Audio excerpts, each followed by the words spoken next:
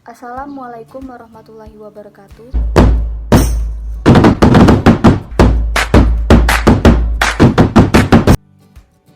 Perkenalkan, nama saya Maulida Nabila Ofika, NPM C1B020150, Fakultas Ekonomi dan Bisnis jurusan Manajemen, mata kuliah Pengantar Manajemen.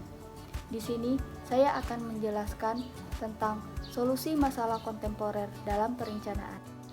Kritik terhadap perencanaan. Perencanaan formal organisasi telah populer pada tahun 1960-an, namun ada beberapa kritik tentang menentang beberapa asumsi dasar perencanaan. Perencanaan merupakan tahapan paling penting dari suatu fungsi manajemen, terutama dalam menghadapi lingkungan eksternal yang berubah dinamis. Dalam era globalisasi ini, perencanaan harus lebih mengandalkan prosedur yang rasional dan sistematis dan bukan hanya pada intuisi dan firasat. Dalam sebuah perencanaan, terdapat unsur-unsur perencanaan yang baik harus dapat menjawab 6 pertanyaan yang disebut sebagai unsur-unsur perencanaan. Unsur pertama adalah tindakan apa yang harus dikerjakan. Kedua, ada sebabnya tindakan tersebut harus dilakukan. Ketiga, di mana tindakan tersebut dilakukan. Keempat, kapan tindakan tersebut dilakukan. Kelima, siapa yang akan melakukan tindakan tersebut. Dan yang terakhir, bagaimana cara melaksanakan tindakan tersebut. Dalam sebuah perencanaan, juga perlu memperhatikan sifat rencana yang baik. Sifat rencana yang baik yakni 1.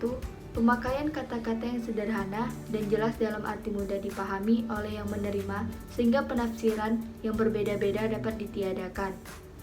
Kedua, fleksibel. Suatu rencana harus dapat menyesuaikan dengan keadaan yang sebenarnya.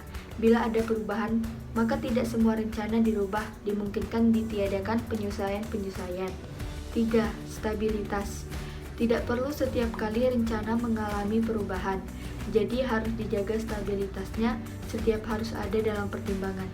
4. Ada dalam pertimbangan berarti bahwa pemberian waktu dan faktor-faktor produksi kepada siapa tujuan organisasi seimbang dengan kebutuhan.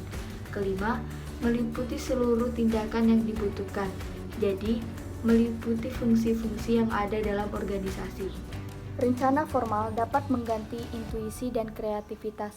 Perencanaan memfokuskan memperhatikan manajer pada persaingan dewasa ini, bukan kemampuan bertahan hidup esok. Perencanaan formal memperkuat kesuksesan yang dapat menimbulkan kesalahan, hanya perencanaan belumlah cukup.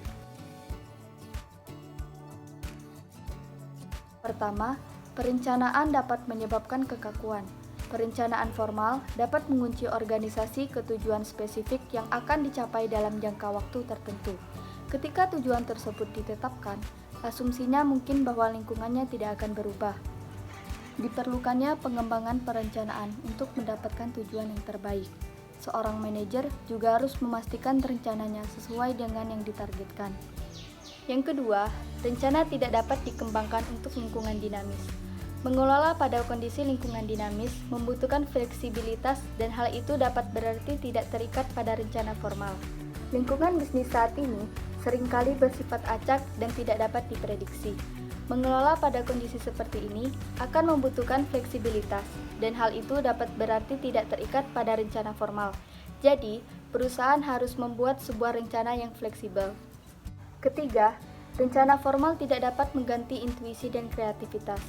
Organisasi sering mengalami kesuksesan karena visi inovatif seseorang dan usaha perencanaan mungkin menghalangi visi seperti itu.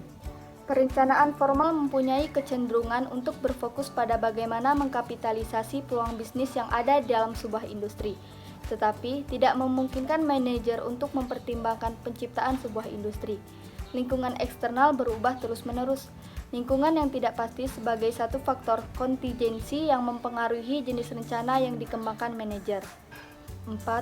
Perencanaan memfokuskan perhatian manajer pada persaingan dewasa ini, bukan kemampuan bertahan hidup esok. Perencanaan formal mempunyai kecenderungan untuk berfokus pada bagaimana mengkapitalisasi peluang bisnis yang ada dalam sebuah industri, tetapi tidak memungkinkan manajer untuk mempertimbangkan penciptaan sebuah industri. Konsekuensinya, rencana formal dapat menghasilkan kesalahan yang mahal pada saat kompetitor lain mengambil alih pimpinan. Organisasi sering mengalami kesuksesan karena visi inovatif seseorang dan usaha perencanaan mungkin menghalangi visi seperti itu. Manajer harus dapat mengajari karyawannya bagaimana menetapkan tujuan dan merencanakan, serta mempercayai mereka untuk melakukan kesuksesan dapat melahirkan kegagalan dalam lingkungan yang tidak pasti.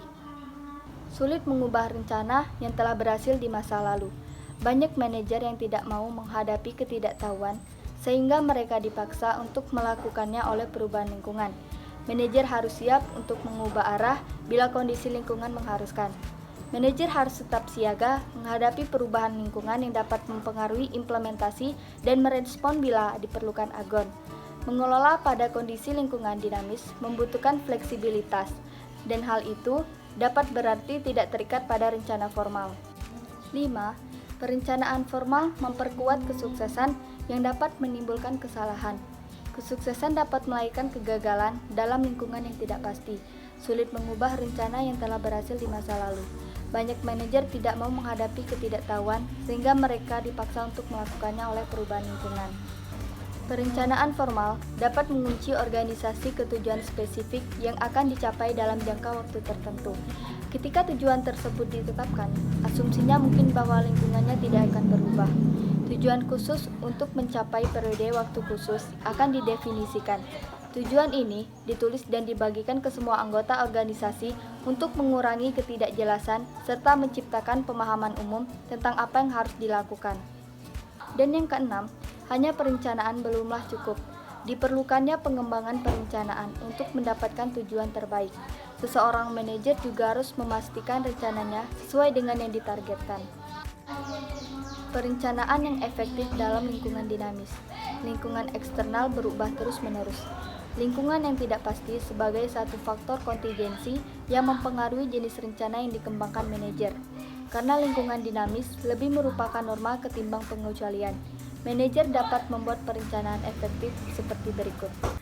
1. Manajer harus dapat membuat hierarki organisasi menjadi lebih datar akan membantu perencanaan lebih efektif dalam lingkungan dinamis. Kedua, manajer harus siap untuk mengubah arah bila kondisi lingkungan mengharuskan. Ketiga, manajer harus dapat mengetahui bahwa perencanaan adalah proses berjalan. Yang keempat, manajer harus tetap siaga menghadapi perubahan lingkungan yang dapat mempengaruhi implementasi dan merespon bila diperlukan.